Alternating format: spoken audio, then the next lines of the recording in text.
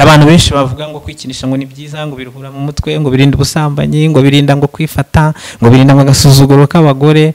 Ariko kwikinisha ni bibi, habe mu buryo buri physique, habe mu buryo bw'ibifatika, ndetse no mu buryo bw'ibitafatika, icyo twita mu buryo buri spirituel, mu buryo bw'umwuka. Genda samuratsinze icyo ngukundiye uri umuntu mugabo, urugendo rwiza kandi urugendo ruhire. Inzozi zibaye impamo, miliyoni 2 gusa wagura ikibanza mu Rwanda, miliyoni 25 wubakirwa inzu yuzuye. Ufite inzu cyangwa ubutaka ugurisha, gana Marshal Real Estate nona. Yes, ndabasuje bakunzi b'Urugendo Online TV.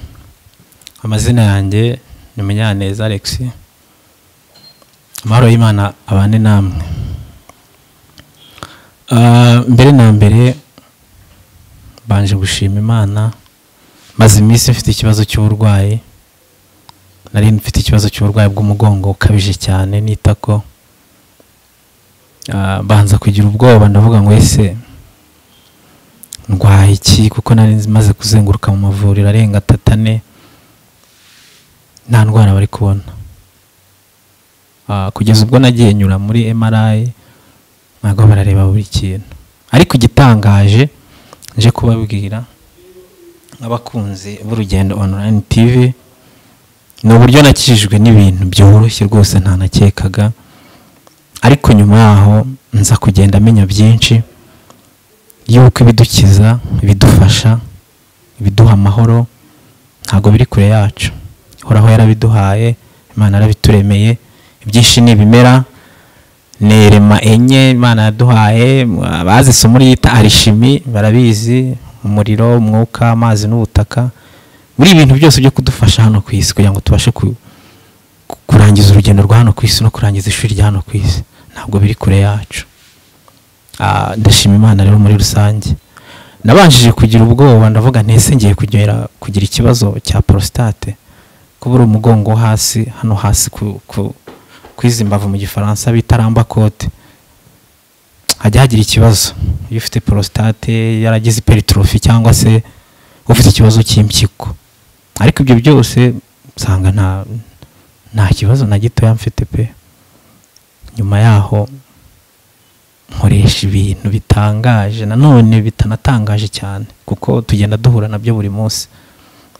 Wenda ibyo bizagira umunsi tubivugeho, kuko nje hano ku Rugendo Online TV nk'umutangabuhamya, kandi nzagenda nkora n'ibindi biganiro bitandukanye, kuko uko Imana ifashije umuntu idutegeka natwe gufasha abandi. Icyo ngiye kubanza kuvugaho cyane, hari indi YouTube channel nigeze kukivugaho, ni ikintu bita prostate. Si ikintu, ni indwara. Ni indwara ikunda gufata igitsina gabo, cyane cyane gifite imyaka itangiye kwegera hejuru.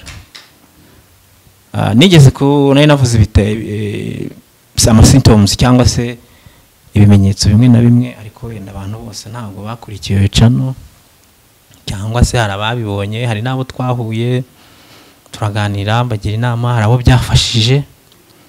Ariko n'ubu ngubu hari abo byafasha. Harimo gukunda kwihagarika nijoro, kumva urashaka kujya kunyara inshuro nyinshi ziri hagati, ijoro ryose ziri hagati y'inshuro 10 na 15. Usanga umuntu arabyutse agiye kwihagarika, byose agiye kwihagarika, kandi ku manywa nta kibazo afite, ariko byagera nijoro kikaba ikibazo gikomeye. Harimo kokerwa hejuru y'igitsina, cyangwa gitere kumva hahashimashima. Harimo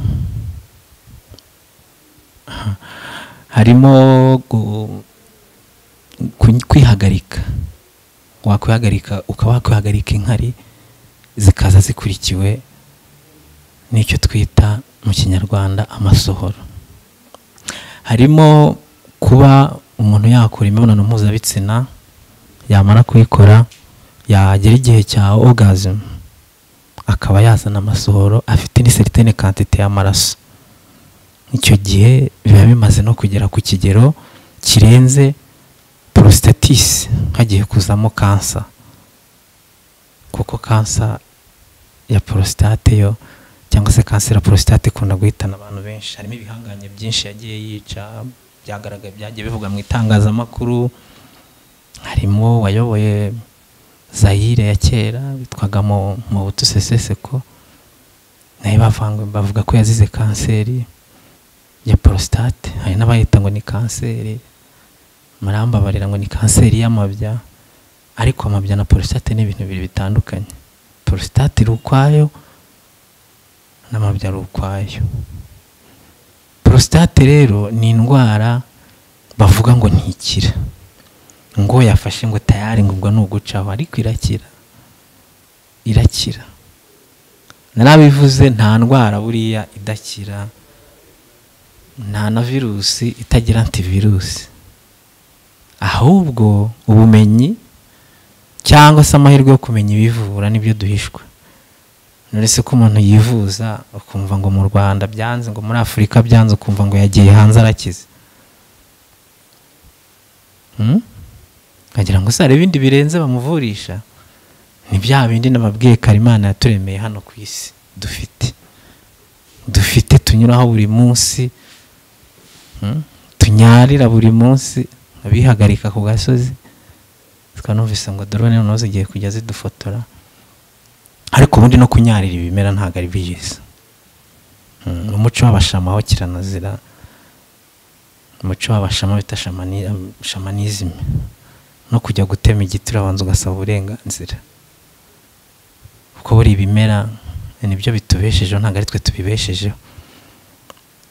Bitubesheje mu buryo bw'imirire. Hari impamvu tuzanaganira ku bijyanye n'imirire, food supplement, kuko buriya umubiri wacu n'ibyo kurya, kandi ibyo kurya byera mu butaka, ni nayo mpamvu umubiri unabora, kuko umubiri ukuzwa n'ibyavuye mu butaka, urongera rero ugasubira mu butaka nyine nanone ukongera ugakuza ibindi. Prostate rero ni indwara muri rusange, nubwo twashyizemo imyumvire ngo ntikira, ariko irakira. Ni indwara ikira, yaba ikiri igifite icyo twita hypertrophy cyangwa se prostatitis, cyangwa se igeze kuri level yo kuba warwara kansa ya prostate, irakira. Ibyo ni ibintu nzi. Hari ibimera bimwe na bimwe rwose nubwo kubibona cyangwa se kubyumva ngo umuntu abyemere bigoye, ariko irakira. Nigeze kuvuga ikimera bita serurata, abantu benshi bakamwe icyo kimera kimeze gute, ni terme scientifique muri taxonomy. Ikimera cyitwa serurata. Serurata ni ikimera cyiza cyane kuri prostate. Urunyanya ni ikimera cyiza cyane, karoti, n'ibindi byinshi bitandukanye. Inyunganizi turazifite, ariko muri rusange nagira ngo ngaruke inyuma gake. Hari abantu bavuga ngo prostate ngo igufata ngo kubera ngo umuntu akuze, ngo kubera ngo bimeze gutya na gutya, ariko hari n'abayikururira. Ushobora kurwara prostate kubera ikintu bita kwikinisha. Kwikinisha, hari umugabo ugeze kubivuga ngo kwikinisha ni ishyano rya Gashyantare. Kwikinisha bishobora gutera urupfu, kwikinisha bishobora gutera uburemba, kwikinisha bishobora gutera ubugumba, kwikinisha bitera kugwingira kw'igitsina, kwikinisha bitera umujagararo w'ubwonko, kwikinisha bitera amasohoro adafashe, intanga zidakuze, kwikinisha bitera kurangiza vuba, premature ejaculation.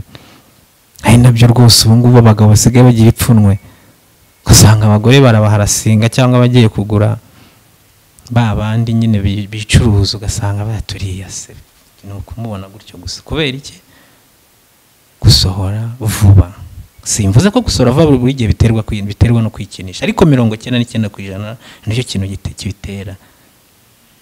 Hari abantu benshi bavuga ngo kwikinisha ngo ni byiza, ngo biruhura mu mutwe, ngo birinda ubusambanyi, ngo birinda ngo kwifata, ngo birinda ngo agasuzuguro k'abagore, ariko kwikinisha ni bibi, habe mu buryo buri physique, habe mu buryo bw'ibifatika, ndetse no mu buryo bw'ibitafatika, icyo twita mu buryo buri spirituel, mu buryo bw'umwuka. Icyo ni ikiganiro kiri ku ruhande. Abagabo bo twize kuganira bavuga ko burangwa yikinisha inshuro 3 ku munsi hari igihango ubusinyanye n'indi myuka. ariko ibyo byose bikuvaho, niba bivuze gutyo ntimugire ubwoba, ibyo byose bikuvaho, bifite ukuntu bikuvaho, ufite uburyo ukoresha bya bimera nababwiye n'ibindi bintu biri muri za eremenye zo muri arishime. Arishime ni isomo ryiza cyane. N'abateye ubwoba rero kwikinisha, nubwo ushobora kuba addicted bikagutera ibyo bibazo byose birimo na prostate cyane, simvuze ko bidakira, nabyo birakira. N'uwo kamwe nabyo ushobora kwifashisha ibimera cyangwa inama bigahagarara, ubu ingaruka zagezeho za zindi zose zirimo na prostate yagize hypertrophy cyangwa ikegera ku rugero rwo kuba yabyara kanseri, nabyo birakira. No mu buryo buri spiritual nabyo birakira, bikagenda bikakuvaho, uwo mwaka ukakwamurukaho. Nabashimira rero muri rusange, uyu munsi tuganire kuri prostate. Ubutaha hano ku Rugendo Online TV tuzavuga ku kijyanye n'impamvu zimwe na zimwe zishobora gutera umuntu ubugumba. Sinzi niba mbisobanuye neza, abavuga ngo ingumba ngo ni inka ngo ibyaye rimwe ngo biki, ariko tubivuze mu kinyarwanda cyiza kutabyara, habe ku bagabo habe ku bagore, nta mwuka mubi ubyihishe inyuma, ari ibintu biri biologique. Tuzabivugaho cyane, kandi nabyo bishobora gukira bikarangira, haba ku bagore haba no ku bagabo, byaba byaraturutse ku kwikinisha, byaba byaraturutse ku bindi ibibazo biri abinomo. Ibyo byose turabafasha cyangwa se turabiganiraho bikarangira. Udukeneye rero ku nyunganizi cyangwa se ku gitekerezo cyangwa se kutugana tukagufasha, haba mu buryo buri medical cyangwa se mu buryo buri psychologique, hari nimero watubonaho tukakuyobora ukatugeraho. Iyo nimero ni 079 35 95 116. Ndabashimiye cyane, amahoro y'Uhoraho ahorane namwe.